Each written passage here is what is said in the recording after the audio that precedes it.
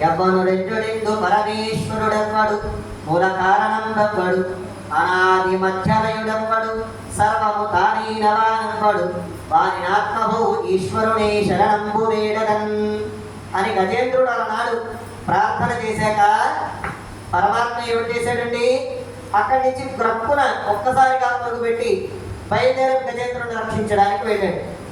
అలనాడు గజేంద్రుడిని రక్షించకపోతే ఈనాడు భక్త రక్షణకి పరమాత్మకు అవుతుందా? అవ్వదు. అలనాడు శంఖచక్రాలు వెనక్కి వచ్చి తన వెంటం సిరి నచ్చి వెంట నవరోధ ప్రాణం దాని వెనకలు భక్షేంద్రుడు దాని వెనకలు ధన కౌమోదికి శంఖచక్ర నికాయంబును అని పోతనామాత్యలో వారు చెప్పిన విధంగా శంఖచక్రాలు కూడా వెనక్కి వెళ్ళకపోతే పరమాత్మ గజేంద్రుడిని రక్షించేటటువంటి పని చేయడానికి అవకాశం లేదు కదండి. అటువంటి గజేంద్ర రక్షణ చేసేటువంటి వాడు కాబట్టి సుదర్శన స్వామికి భక్త రక్షణ చేయడానికి మాత్రమే ఉన్నటువంటి వాడు అని ప్రాధాన్యత ఇచ్చాడు. అదేవిధంగా ఇంకొక విషయం ఏమని చెప్తున్నారంటే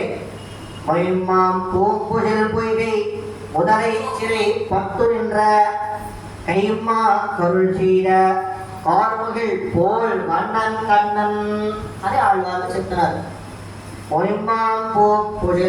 పొయ్గై ముదరై చిరై పట్టు నిండ్ర ఆ యొక్క పూల తోటలు కలిగినటువంటి ఒక తటాకంలో ముసలి కైమా కరుణ్ చీర ఆ యొక్క ఏనుగు పాదాన్ని పట్టుకున్న తర్వాత కైమా కరుణ్ చీర ఏనుగు అరిచింది కదండి, త్రాహి త్రాహి భగవానే నన్ను రక్షించి తండ్రి సర్వేశ్వర ఈశ్వర అని చెప్పేసి నన్ను రక్షించినటువంటి అప్పుడు